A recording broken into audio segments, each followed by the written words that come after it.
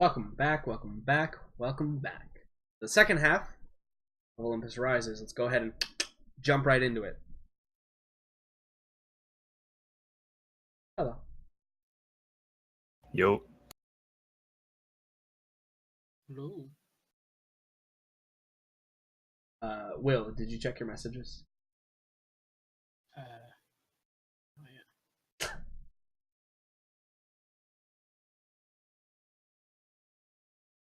Suspicious. Okay. Just FYI, I'm not. There's nothing out of context there. I feel slightly less guilty. Yeah. Yes. What'd we do? Should not feel guilty. I did tell her you were the one that made it lewd, though, so that's on you. Huh?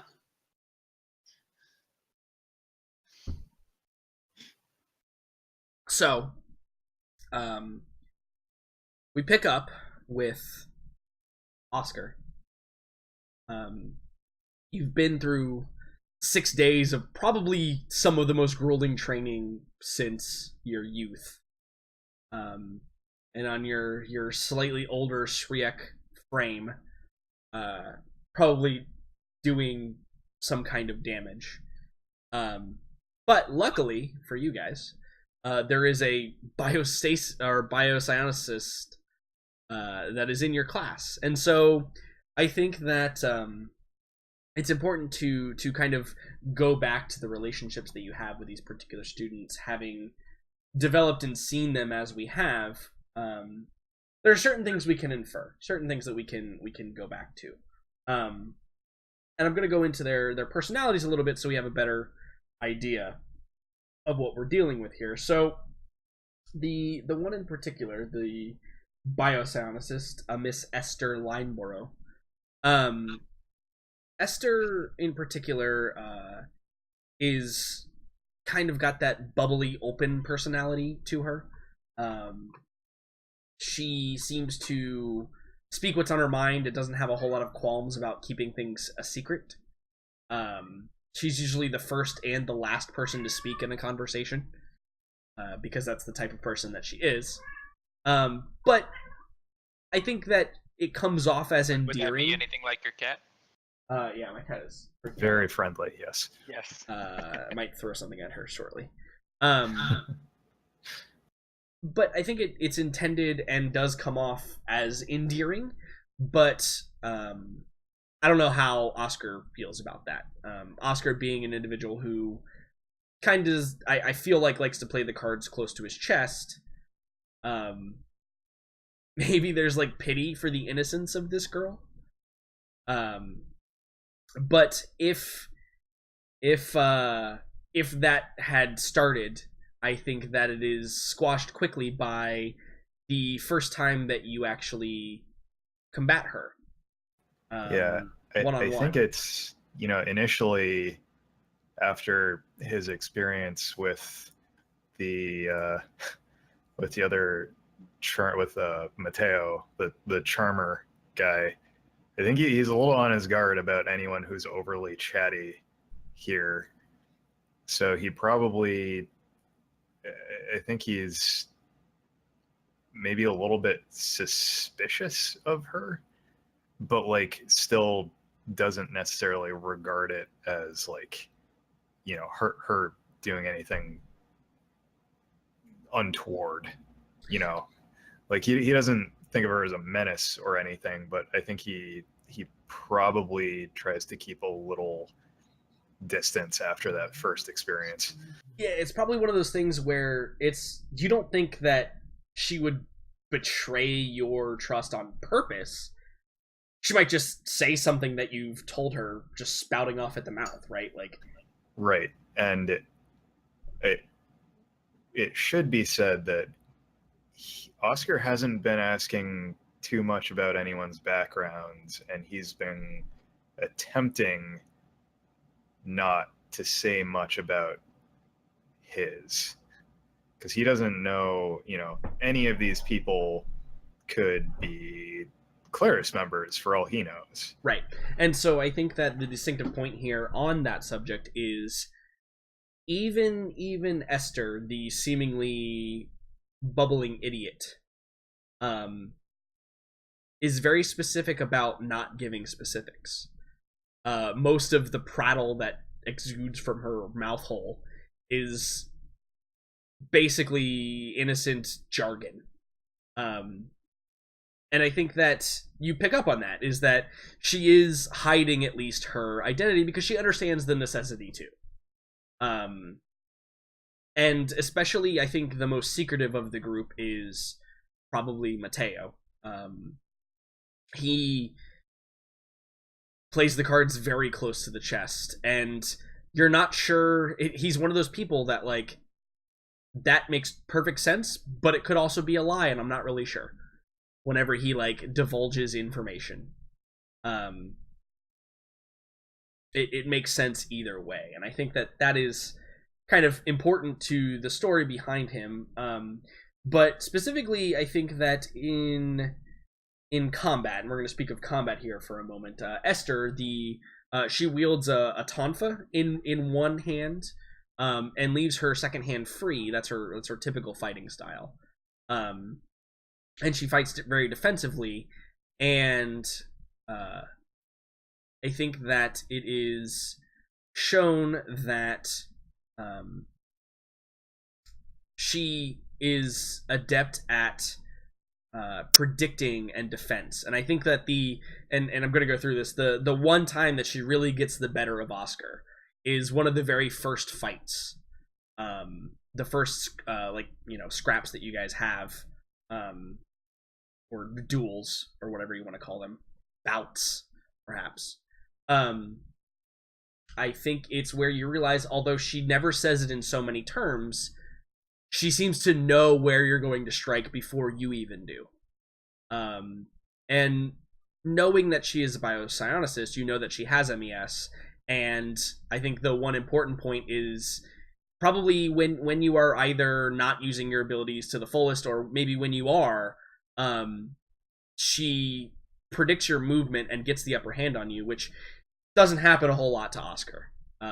You're very subtle in your movements, and specifically so because that's how you were trained to be. And I think that's where you realize that she's also dangerous in her own right, and could certainly cause problems. It probably only happens once, though, because you are then more on mental guard against that sort of thing, and your mental fortitude and mental capacity to not be tricked like that is extremely high. I think you have like a 75% chance to pass or something like that. Mm-hmm. So it only happens once, but I think it's where you realize that, and you know this as Oscar, but I think it's where you realize that everybody here was chosen. It wasn't just whoever knocks on the door. There was some sort of evaluation given. And this, again, bubbling personality who doesn't seem like a fighter at all has the potential to be highly dangerous. And I think maybe you then regard, and that's, where the closed off kind of comes from, is like, all these people are dangerous if they're on the wrong side. And I think that in the combat arena, you and Gilmer, the large hulking Kinesis Wrap user, I would say you probably go like 70-30 before you start using your full capabilities, and then once you start using your full capabilities, it may be like 50-50 or 60-40 in the other direction. Whereas you are losing prior to using your full capabilities, and then when you start to, it evens out rapidly between the two of you, because it's very clear that that Gilmar is not quite as old as the group of you, not quite as experienced or trained. For whatever reason, he's been accepted, obviously, but it's clear that his combat capability, while vast in potential, is not quite on the same level as the rest of you yet. Except for Mateo, who is obviously the worst at combat one-on-one. And then that brings us to our last two, to Nuru and Mateo. On that, I think the reason for that is probably that if you got this big guy who's constantly trying to close the distance between himself and Oscar rather than standing toe to toe with him, Right. Yeah, Oscar can probably dance circles. probably gets loses out in the mobility department pretty quick. Yeah. When he's not holding back. Yep, absolutely. And that's definitely where you end up beating him most of the time, is with mobility and with keeping your distance. Because you know that he could literally crush you like a bug, pun intended, should he be able to get you for longer than it takes you to instantly teleport away. Which, if he grabs you, he might be able to do that in a single blow, you know? So it's certainly something that you try to avoid, I assume, as much as possible. And then that brings us to our last two, to Nuru and Mateo, and I think that the significant scene in this particular zone of scenes is they're having a one-on-one bout, and Mateo is probably the weakest in physical combat, and Nuru is probably the strongest. And I think that there is such a large disparity there that Nuru, being the punk that she is, really, doesn't treat it seriously during that moment. And during this particular bout, Nuru handily gets him at sword point in the first round. And upon returning to their sides, their respective sides, Nuru gets cocky. And Mateo is able to trip her up and actually take a round. And it's probably the first round that Mateo has ever taken from Nuru, in your experience. And it's kind of like we get the rapid shock face from every single person watching. And in observance is Tian in this moment, the big bulking Ken from Street Fighter. And he, in observance, just kind of smiles and nods, and he reprimands Nuru and says, overconfidence is a slow and insidious killer. Not exactly what he says, but I felt like it was a good quote to throw in there. And I think that this enrages her. And we see the process. Mateo turns his back, and we see it kind of in slow motion from Naru's perspective, where we see her gripping her scimitars tightly, and we see her make the slightest of motions to step forward. And Oscar, as we talked about in this particular scene, in your mind, you start to think, yeah, if she goes in to hit sucker punch him, I'm gonna get in there. And as that thought process is happening in your mind, before anybody can react at any point, appearing seemingly out of thin air is Suda, and released from her scabbard is the katana, and it's pointed directly at Naru's throat. And Nuru, probably without even knowing, kind of almost walks into it, and her eyes go wide, and she probably drops her scimitars in surprise. And we probably see an image of Tian's face, just kind of arms crossed, his head is down, and he's kind of grimacing. And I think it's the first time, because Suda usually just does physical stuff with you guys. She doesn't show techniques. She doesn't do any of that. That's all Tian's issue. I think that the group of you kind of look around for a moment, and there's nothing within sight of you where she could have been hiding, probably within 30 meters of you. And I think that slowly the realization dawns on you that she either can turn invisible, or she somehow manifested herself in this position instantly and was able to also produce a weapon and have it aimed at her enemy, or in this case Nuru, in a single instant. And again, this is strictly before the thought process even occurs to anyone else, or before it finishes. And Nuru, in shock, kind of drops the scimitars and takes a step back. And Suda, while still fully extending the katana towards her, she says, "That will not be tolerated here. Come with me." And she slowly, like, she does the thing where she runs the sword up the scabbard and just slams it home. And Nuru kind of like gathers up her things and leaves with Suda walking behind her. And I think that I think that just to throw in the shock of this, we see Mateo kind of like get back to his side and turn around to address his opponent, who is now like walking off with Suda. Like he didn't even realize what was going on, is how quick and lightning fast it occurred. And I think that a kind of like a hush falls over the group as everybody is kind of regarding it. Oscar's feelings on that particular moment, how do they range from the very start of it to the very end of it? Yeah, so I think, as he's watching the bout, I think he picks up on basically the same thing, but he doesn't act as quickly as she did. He was sort of waiting to see how it played out, and he was less certain of what the outcome was potentially going to be there. Right. So I think, he's surprised when she kind of flashes in through whatever means, but initially I think beyond that, his reaction is more like, well, of course, right, like this is not the place to, like, we're here to learn.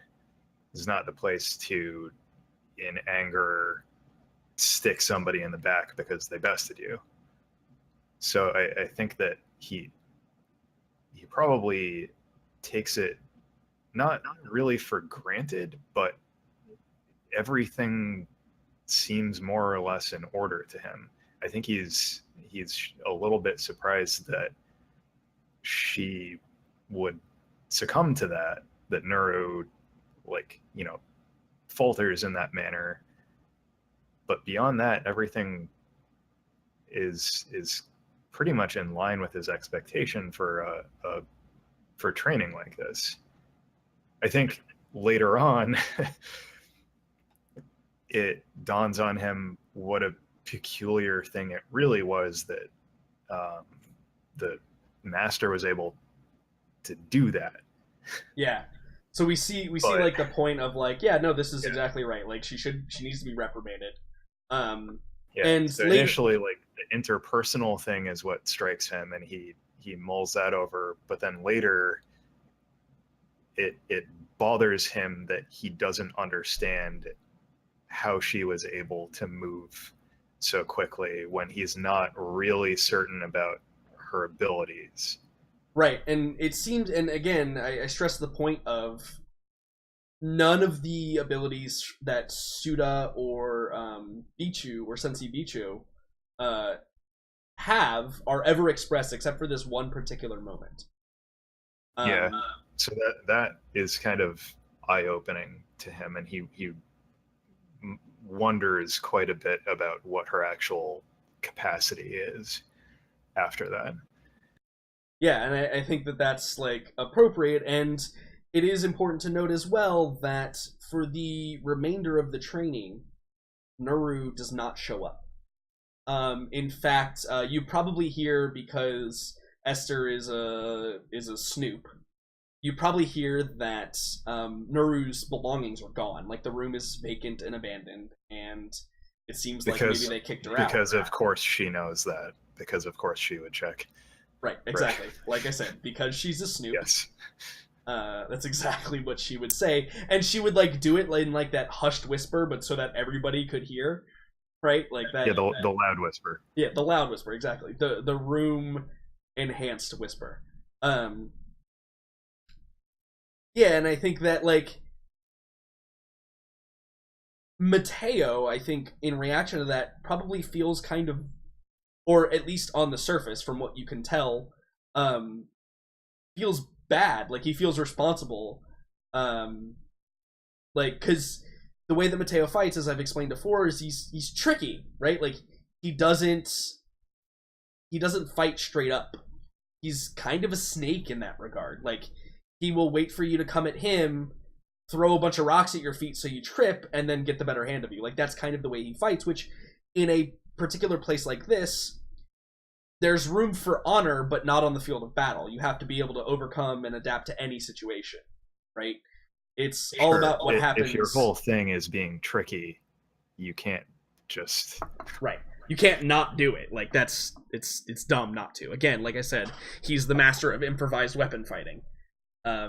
He's the guy that, like I said, stabs you with a fork at the dinner party and then gets away like smoke vanishing in the wind. The masterclass possible assassin, as I said. So,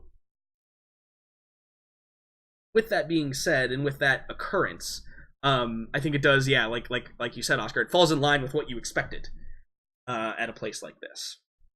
But it does call into question the fact that you haven't really seen the other two masters express any abilities, and in fact, even Tian, the technique master, has only ever showed you really physical stuff. In fact, I think that you believe he may not be a psychic at all. Based on his abilities and what you've seen. I don't necessarily have any reason to believe that any of them are. Right. Specifically. Correct. But, I don't have any reason to believe they aren't. Correct, yeah. They certainly none of them have expressed distinct psychic abilities. But regardless, I think that that kind of concludes the next, 3-day process that happens on day one, and then throughout your experience with all of that, it moves on. And now that the class is down to 4, training is kind of ratcheted up a little. There are a series of obstacle courses that you have to go through, that you have to it's kind of more of a team building training now. Sparring matches tend to be 2-on-2 now more commonly than the 1-on-1s that you were doing. And the explanation of this is that it is in an attempt to get you to learn how to use your abilities with other unique people that have abilities, regardless of what they are. And I think that it is stressed at that point that you're not always going to know the abilities of your opponents or your partners, and so you have to adapt. So I think that is what is stressed to you during the next 3 days of the training process, in addition to the incident with Nuru and Mateo. Yeah, I think that pretty much sums up those. So we warp back to the ship, and we see that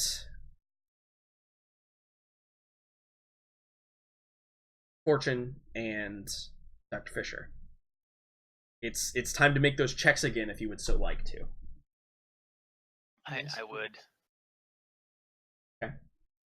So Fortune, you want to make a check to see if you can reassemble this weapon safely? I do. Okay. It's going to be a profession roll with this one, however, no, I'll keep it dexterity, actually. It's assembly, not understanding it. Understanding it was the first roll. Yeah. Big money, big money. See, there we go. Hey. Surprisingly, a 10 is actually what I wanted on that one. So I think that what does it look like when you successfully put it together? It probably happens fairly rapidly that you put it together, and then it's just a matter of tweaking it. Well, I was gonna say it's probably starts off very, very slow. Right. Yeah. Attaching wires inside of a gun. This is strange. So it's very slow putting all that together, but once the power supply and everything is connected, the rest of it's barrel goes here, buttstock goes here, pistol grip goes here. That went fast. Yeah. It was just really slow and then quick, and then like you said, at the end it's now bang. What? Oh yeah, safety and figuring everything else out. So. Yeah, I think that a lot of the time spent here as well is when you put it back together initially, it's got about the same power as a regular laser gun would, or laser Okay. rifle. And so then it's into the armorer stuff of like, how can I tweak this in a safe manner? Okay, let me adjust the voltage here, and let me, rewire and crosswire this so that I can push a little bit more power out of this cell. And that's what, like, it's ever so incremental increases. Yeah. Until eventually, like, whatever target dummy you're using, probably just like a Red 5 plate, right? Just like a kind of Maybe. non-manufactured plate. Maybe Chan in a red 5 plate. Maybe. And eventually you get it to a point where you like it, and you're like, okay, this is it. And we see like the image of like you aim and you fire, and then we see like the inside the gun image of like the power igniting and then running up through, like the laser running up through and then firing out the barrel, and it just like blows a hole, a naturally high damage roll on the new weapon that you've created, and just blows a hole like right through the metal plate that you have. Chan's probably holding it, right? Like that's probably what's actually happening. Yeah, maybe. He's probably like holding it for you, and it just like blows through it, and then you look at it and you're like, well, I've done it. Like this is it. This is what the intended goal was. Yeah. And it's not going to blow up. It's amazing. Yeah, it's more reliable. Yep. So congratulations on your success. Yay! I've done a thing. So how do you express that to like the group that's on the ship? Do you like run around firing it like, look what I can do? I mean, I would like to say yes, but we are in a ship in space, so Probably I'm not a gonna good say idea. that's Yeah. not what I do. But I probably just bring it back to Fisher, and I just hand it to him. He hands you the explodey gun, Dr. Fisher, the one that's gonna blow up at some point. But it's not gonna explode now, right? Come, Right? come with me. Come with me. So I walk you back down to probably the armory, and I say, Chan, here, hold this one. Chan just like holds it. Go ahead. Not Chan. I'm sure Gogo would have a word or two to say if you. She's probably out on a flying training mission. It's fine. She's not here. To your, well, whenever she's done with her boyfriend, maybe she'll have time for us. Right. Yeah. Dr. Fisher, that carries more weight for you, because I think that when he says that, you flash back to a message that says, if you mention anything about our conversation, I'll cut every appendage you have off, starting with your feet. Like Um, counterclockwise. no, don't worry. She's only getting a few tips from him. Nothing else. Yeah, I'm sure she may be getting an extra tip. You feel the tingling. Oh, You feel the tingling in your toes as you. She's not even here to defend herself, guys. That's rude. God, you set it up You for did. him, like You really with did. no regard for Gogo. Like I could not pass that up. I'm sorry. Moving right along. is this just what he becomes when Megan isn't here? He just slowly spirals. Again. into this. This was Megan's idea, Yes. not mine. I mean, you say that, but You can ask her when she gets back. Message her right now. It doesn't matter to me. Anyways, you've got a red 5 plate to shoot at with a gun. Yeah. Do you want to roll? Do you want to actually make a roll here and try not to roll a 1 and sure. shoot Chan through the skull? I don't think it would matter anymore. We've already found out Chan's like invincible or something. Well, not we. One of us has. More accurate, but I'm still not quite sure. So, what am I rolling? The attack roll, right? Do you still have the attack roll on your character sheet for the improved one that does 1d12 instead of 1d10? I can just change that to a 2. There you go. No, I do. That works too. That's basically the only difference. Very slight modifications. Phew. So, in fairness, you probably hit the plate, but it, like, you hit it at an angle, so, like, it just leaves, like, a singe mark and it melts a little bit, but doesn't, I mean, like, penetrate through, like... What's the actual AC of a Oh, did you put 0 AC? I Yeah. did. A stationary object is Oh. 9, so you definitely did hit it. Yeah, a stationary object is AC 9, so yeah, you for sure hit it. Also, I think we've said that stationary targets for even a remotely trained individual are basically trivial. Yeah, Like, basically. demonstrating a weapon is trivial. So So yeah, you strike the plate, and you hear like the sizzling, and you can see like a small hole in it from where you struck the plate. And then I'm sure, Fortune, do you like pick up a regular laser rifle and shoot it, and it doesn't do that? Like it just leaves a scorch mark on it. Yeah, I probably draw my pistol and I boo boo boo boo boo and like Yeah. hit the same spot with my pistol over and over and like Yeah. nothing. Right. Yep. Absolutely. I think that's great. And I'm like, and that one won't blow up. I mean, how short are you, Fortune? Just as a reference, you know. Very sure. Yeah, how much is very short in your eyes? about a 10. I would say probably like it's not gonna blow up. Sure. I mean, it just feels like it's getting lower and lower in your certainty. Nah, it's not gonna blow up. You'll be fine. Actually, Alright. I think I'm gonna make a couple more of those. He just like leaves and goes to start making more weapons. I mean, great. We have now given the medic of the group a gun which explodes. And, yeah. To be fair, it has no more or less chance than a regular laser rifle. Yeah. There's like a 99% chance that it won't explode, which is the Pretty same as a normal laser rifle. I mean, I think those are That's about the safer same than as like That's about the same as a regular gun, depending Yeah. on the round you're putting in it. they're safer than like e-cigarettes. That's true. Those That's- things will blow your fucking face off if they That's true. It's a good point. That's what, in fact, that's the real reason why everybody went back to analog, is because people started hacking into the e-cigarettes back on Earth and exploding faces. And so Yeah. in order to avoid the AI takeover, everybody just went back to analog smokes. Because the best part is now we have the technology that we can just regrow you lungs, so it doesn't matter. Do whatever you Yeah. want. You know? Well, they did, I should say. The technology doesn't exist right now. it exists, but it is not as readily available as it once was. There, that's a good way to put it, yeah. Well, Because- you just have to get bit by something on another planet that's Right. maybe a zombie, Uh-huh. Yeah. and then you turn into Chan.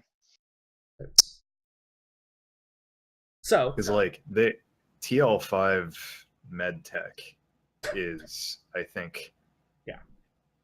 or I guess in this world, I would say like 4.5 would be capable of doing that. yeah, with 4.5 medtech, it would It be would cost you. It would cost you. Yeah. So like smoking is still a shitty, expensive habit, yeah, but like you're probably not going to die if you go to the doctor pretty often. yeah. I think certainly there are procedures that can be done to prevent that from happening, at least as often as one might think. But great success, Fortune. Congratulations. Yay! Now you can recreate these particular Yeah. weapons. You can make like bespoke laser rifles. Yeah. Now the last thing is to come up with a company name. Mm. Fortune Ventures. Ooh, that's not terrible. I know. It's I- like you had that planned. I You was came up just way too fast. Totally on the spot. I was gonna say you should just name it Fortune 500. And Oh, that's and- pretty good. and too, make though. and make 500 different Shit. types of things, and that's it. So it's the Fortune Or- 1, it's the Fortune 2, it's the Fortune 3, maybe Or I Fortune only make Ventures. 500 of any type of thing. or that. Right? There's only yeah. It's whatever type of thing, and it's limited quantity, only 500, and drive up the price. Yeah. Seems good. And I'm gonna be a new artifact weapon. Yes. Fortune Adventures is good too. Yeah, I like that. Start researching proton axes. Just throwing that out there. I think there might be a market. Proton axes. A market called Oscar. He'll be your first best customer. Non-paying customer. I've got money. Well, I could pay him if I ever got any friggin' payout for helping. Ever. It's in his best interest. You just funnel it right back in. Funnel Yeah, it it's right back in if I ever get paid. Going to be considered an investment. Yeah. Totally. Investment We'll see in it again. your success. Yeah, you'll see it back. Just make sure you occasionally pay Oscar. So, Dr. Fisher, would you like to make another roll with your hefty +1 that you received because you rolled a fucking 15 last time? Indeed. Okay. It's going to be another science roll. Go ahead and make it with intelligence, obviously. Hey, 12's good. Boom. Nice. 12 is a pass, certainly. So, Bitch, please. well, don't worry. A 12 is a pass. Yeah. Don't fret. 20 out of 20 is going to be. That's going to be the one that, like, I'm just like, okay, what's your maximum roll? Okay, go. Oh, shit. Anyway, so I think that you have all the information. So this is it's all organized, it's all filed, and you have to pursue the knowledge of what's going on here. So I think that what you realize quite quickly is that these cells, as I said before, are reproducing even outside of the host. Whether or not that's good or bad is who can say. However, I think that what you notice immediately from the cells that you've pulled out is they don't appear complex. You don't believe that there's any danger that they are going to create a complex organism. Might be like the equivalent to mold growing in like a culture dish. But the fact that it is self-sustainable is significant and has application properties like far beyond whatever is going on here. But there is some danger too because it's related somehow to this thing that is happening. And I think that the other thing that you realize is, I think that there was some talk of whether or not there were nanites involved in this particular thing. You can say with certainty that there are not. They don't exist within this particular process. And you realize that this is some advanced eugenics or perhaps bioscience that you haven't ever heard of. It appears that, and I think that you find this too on like some of the, with your 12, I think it's good enough to find on some of like the x-rays and stuff of like the actual like focal point for where this began.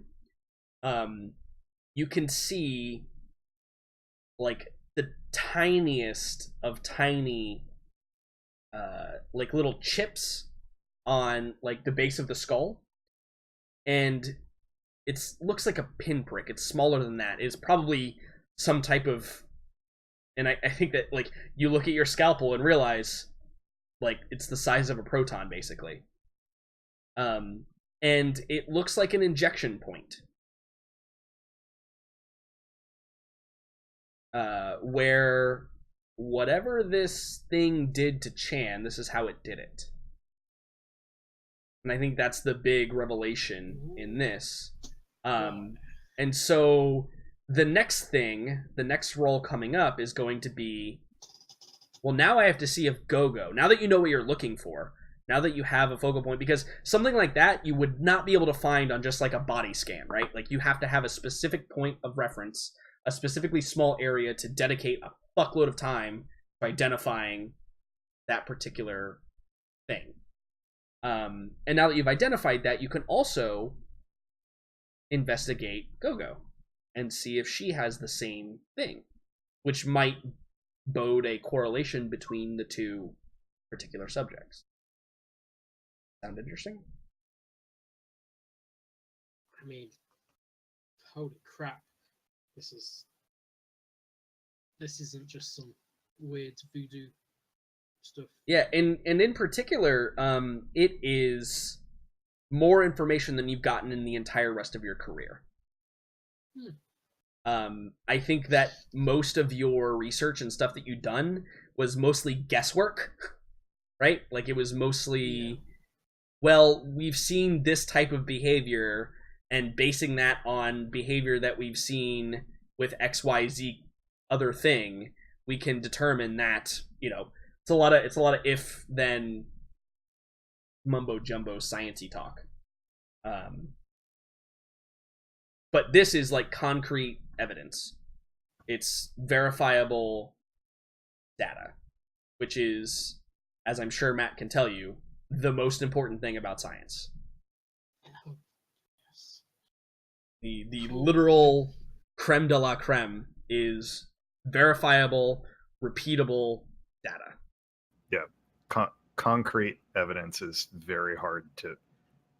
It's really hard to definitively prove a thing. Yep. And so while you have the first piece now, the second piece would be the ability to read it in Gogo. And to have that correlation between the two of them, you got it. Boom. Done. It's there. So that will require another check during your next set of downtime. So when do you find time to Gogo to let her know that you're going to have to scan her brain at some point?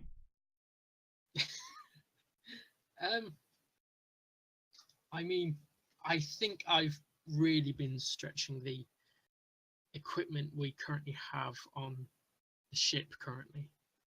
I mean, I was half okay with just cutting open Chan because he apparently can't feel pain in the same way as normal people. I mean, how long has it been? We anywhere near? You will have, so you don't need to do any type of surgery on Gogo. Bless you. No. But you, depending on what you find, maybe at some point. So you know that where was I going with that? Boom goes the dynamite. So you know that you have the resources on the ship to find this again. Now that you know what you're looking for, you could do it on the ship. Okay. Now, if you had to, go into Gogo at any point to do any type of research, you definitely would prefer to be in a real hospital because there are far more complications than operating on basically a cadaver. Like, you would be operating on a real live human being this time. Yeah. Good luck, Gogo.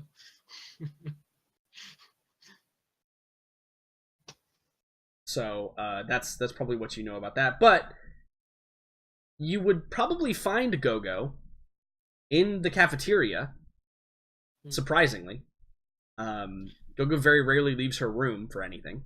You would probably find Gogo in the cafeteria, and she's probably like sitting in one of the chairs with her feet propped up on the table, like just reading a book on her compad. She's just like flipping the pages. And I think that as you approach, you hear that she might be humming something. There's just like a dull humming noise as somebody's like humming a song or something.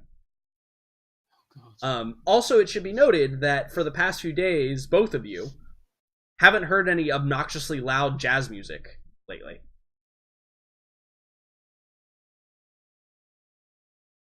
Oh, is hell freezing over?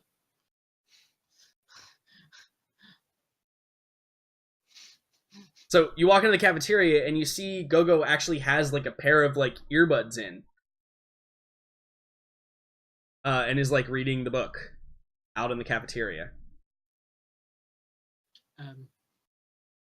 Go is like kind of wave in her face. Yeah, she takes out the earbuds. She's like, Dr. Fisher. Yes. What is it? Are you feeling okay? She kind of like does the head to the side thing, and she says, "Yeah, perfectly fine. Why?" Your synapses aren't going off at 1,000 miles an hour, or you're not having a stroke. Not more than usual, I don't think. Why?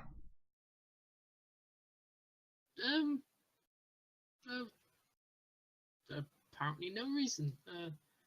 Did you enjoy yourself? I think that cold death stare.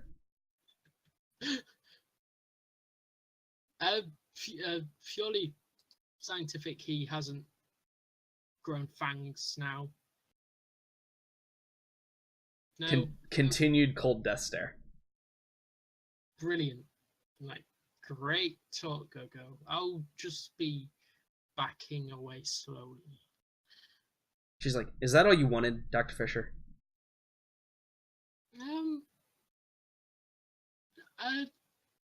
I mean, I may need to, at some point, look inside your brain, but that's for another time, don't worry.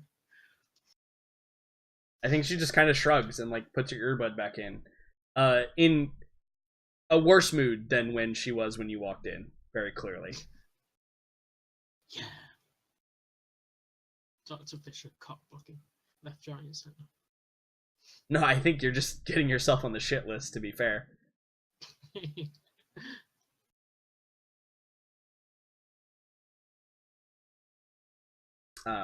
So is that the extent of that particular interaction? Yeah, I think so. Okay. So the next Go-Go montage scene we see is not one of training, because training is going according to plan. But the next montage we see is we see the inside of Gogo's room, and we see Chan. And for probably the first time ever, Gogo's room is like kind of straightened up. It's still Gogo's room. You can still tell like there's stuff in places it shouldn't be, but it's, organized chaos. For those of you that know what that is, it's how I live my life. Everything has a place, it just may not be where you think it should be. But it's like the floor can be seen, and the bed is probably made. And we see Chan in there, and sitting at like the small, probably like little desk table or whatever. We see Gogo and Fizz, and they're like going over schematics of like different types of craft, and he's explaining like different maneuverability capabilities of each ship and whatever. And Chan is just kind of quietly cleaning up. And somewhat offhandedly, I think Fizz probably says, he's probably like, I'm thirsty. I'm gonna go get some more of that delicious lemonade that Chan made. And Chan like hurriedly says, No, it's fine. I'll go get it. You stay right here. And like scurries out of the room. And Fizz, you see Fizz kind of like was going to stand up and then like sits back down.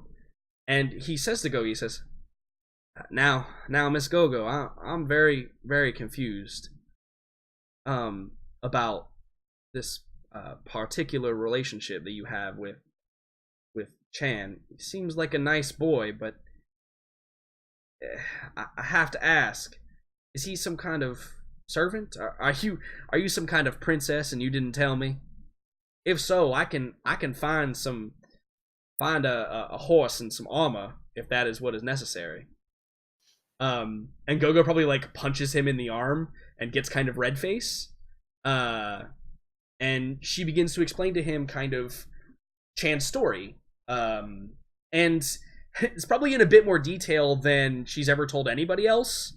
Boomer is probably, well, and you guys obviously are probably the only ones that have heard like the real story. And Fizz listens very, very acutely to all this and nods at all the right places. And at the end of it, he says, I just can't rightly believe that they treat people like that. That just ain't right, is it? Somebody should do something about that. Perhaps when this war is over with these pirates and nasty barber society, perhaps I'll petition Westwind to see if we can do something about that. That just ain't right. That's ain't even basic human decency. And we see Gogo kind of like slackface a little bit, almost as if she's like can't believe what she's hearing, because most other people, and I think that like the crew included, somewhat are just like, not much we can do. Like, that's how they've survived for hundreds of years. You know, it's hard to change a governmental, planet-wide governmental society. Like, what are we gonna do about it? But Fizz, like, right. I think we've idly threatened to burn their entire planet down, but we've never acted on it. Right, exactly. And so I think that it is very endearing to her. And the next scene we see is like she's like giving Fizz a like an embrace, and they're like hugging on these chairs, and maybe she's got like tears streaming down her cheeks, and we see Chan open the door with like lemonades in his hand, and he kind of looks for a moment, and then he very quietly like sets it down, and silently, none of them even notice, because Chan, when he wants to be perfectly quiet, he's been trained for that for years.